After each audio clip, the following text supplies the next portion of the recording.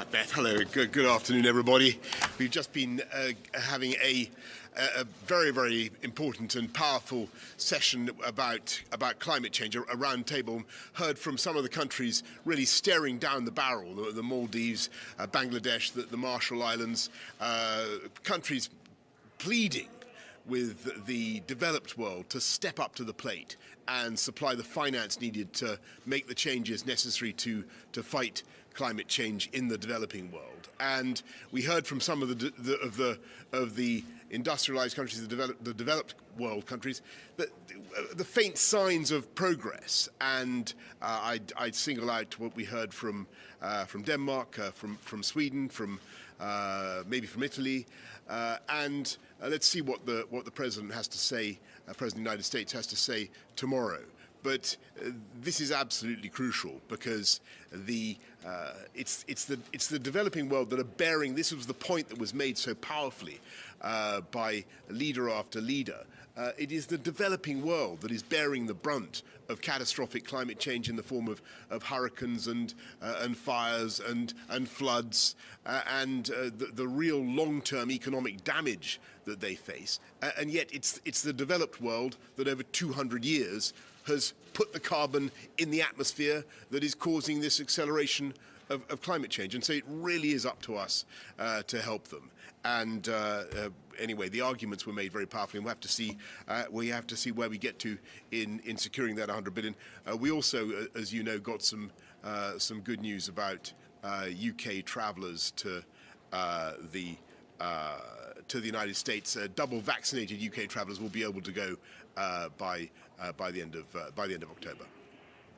Prime Minister, we're very used to global leaders gathering annually to talk about climate change, but we've also this year seen firsthand the dangers of global warming with terrible floods and fires across the continents. Are we now at an inflection point? I think that Glasgow COP26 is a turning point for the world, and it's the moment when we have to grow up and take our responsibilities. I think we go through, a period of glorious indifference about the world. We've been through that. We've been through our childhood, if you like. We now got to realise that this is a problem that requires grip, and there are changes we're going to have to make. But people should be optimistic because we can make these changes whilst encouraging the creation of literally millions of high-wage, high-skill jobs. We need to move from old hydrocarbon technology into new, clean, green technology, and that is fantastically promising. And as you can see with the current problems with some of the hydrocarbon shortages in around the world caused by the resurgence of the global economy, we need more than ever to move to security of supply for clean, green sources of energy. Prime Minister, on the 100 billion climate fund, you said last night that you had a 6 out of 10 chance of delivering this before COP in November. Yes. But this morning, President Biden's special climate envoy, John Kerry, said, and I'll quote him, "I think we're going to get this done." And he told us to stay tuned for the President's speech. So what are your odds now? 9 out of 10? 10 out of 10? Beth, well, I congratulate you on following the story as closely as you are, and you're right. But I think that we've been here before. We've all heard lots of pledges, lots of positive noises. Let's see where we get to. We're not counting our chickens here, Beth. We're not counting our chickens. We want to see where we get to. We've made a lot of progress in Carbis Bay. The numbers are increasing at the G7 summit in Carbis Bay. The numbers are increasing. We heard some promising commitments from our friends in Sweden, in Denmark, Italy, and others, the EU. But the United States is crucially important.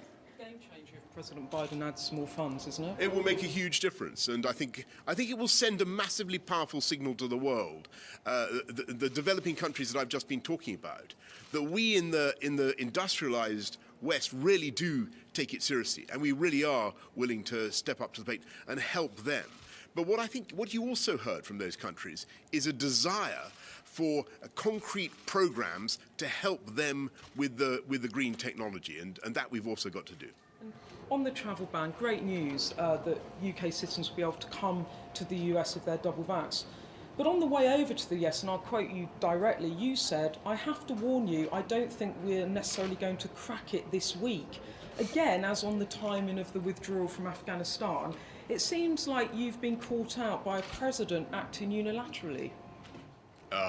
Well, actually, I think what most people, most fair-minded people would say, Beth, is that we've made a lot of progress on getting people to double vaccinated people to be allowed to travel to the United States. They'll be able to get there by Thanksgiving. That's a great thing. I thank everybody in our joint working group, the US-UK joint working group, who've been hard at it.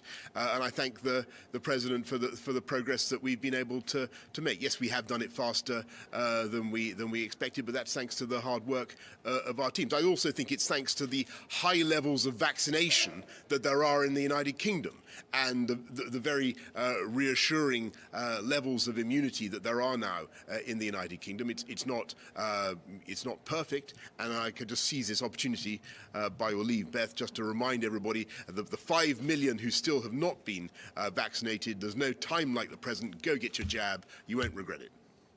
Prime Minister, with the gas supply crisis, people back home are terrified about the energy prices going up. But if you're maintaining the price cap, how are you going to prevent energy businesses from going under? What concrete steps will the government take to prevent firms collapsing, or are you going to leave it to the market? Thanks very much. I think you really need to listen to what Kwasi Kwarteng, the business secretary, has to say. He's working flat out with the energy companies, doing everything we can to help them. Clearly their business model has been badly affected when the wholesale price massively increases, spikes in this way, and they have loads of customers on fixed retail prices. Then it's very difficult. But we're working very hard to find a way through, also to try to keep a steady supply of gas. But I want to repeat what I said yesterday. What you're basically seeing is it's like when there's been a serious frost in your house and all the pipes are frozen. Then the big thaw comes, and that's when you have the problems and the leaks and all the difficulties. And that's really what's happening to the global economy. It's unthawing very rapidly. It's unfreezing very rapidly, I should say. It's thawing very rapidly, and you're seeing problems in the supply chains. Very strong demand for gas around the world is producing this phenomenon, but we're going to fix it. Thanks. And you said the UK's relationship with France is indestructible, but now Defence Secretary Ben Wallace has been snubbed by his French counterpart, Florence Parly. Isn't it true that the new AUKUS Pact has caused real damage to relationships with France, and how are you going to patch things up with Paris? I just repeat what I said to everybody yesterday. Our relationship with France is incredibly important. It is historic. It goes back a long time, and it is founded on shared values, a shared belief in democracy. We work together around the world. The UK and France are shoulder to shoulder in the Sahel. Fighting terrorism in the Sahel. We're shoulder to shoulder in the Baltic states, in NATO's largest current mission. And it's an extraordinary fact. There is one other country in the world with whom we share a program to do simulated nuclear testing. Which country is that? It's France. The UK and France have, I believe, a very, very important and indestructible relationship. And of course, we'll be talking to all our friends about how to make the AUKUS Pact work so that it's not exclusionary, it's not divisive, and it really doesn't have to be that way. This is just a way of the UK, the US, and Australia sharing certain technologies because that is the sensible thing to do in the world in which we find ourselves. But that does not in any way mean that we wish to be adversarial towards anybody else or exclusive or crowding anybody else out. Okay? Thank you very much. Yes. What do you say to the developing world when you ask them about coal? Funding is one thing, but to ask them to cut coal when countries like the United States and the United Kingdom built their economies on fossil fuels, how do you convince them to do that? And China technically is still considered developing world here at the UN. What's your message to them, and do you feel like it's making, what's their response? You can do it, is what I say. I mean, first of all, I accept your premise that, you know, we're the guys who created the problem, and you know, the Industrial Revolution started in more or less in our country, in the iron and coal fields of the Midlands and elsewhere. That's where it began. And ever since then, for 250 years or more, we've been pumping this stuff out. And so, of course, I understand the feelings of injustice in the developing world, and the passionate appeals we just heard from Costa Rica, the Maldives, and other countries just now. But what I say to them is, yes, that's why we've got to get the funding to help you to make the progress that you need, and that's why the $100 billion is so important. And if Beth is right, then you know, let's hope there's progress. We'll watch it very carefully. But the second thing is that you can do it. You can transit away from coal. And the UK itself, I think, in 2012, 40% of our power came from coal. It's now less than 1%. When I was a kid, it was 70%. And that's partly because of gas, but it's mainly because of the arrival of clean, green renewables on a scale that we never dreamt possible. And it's bringing that imagination to bear on the problem that I think will make all the difference.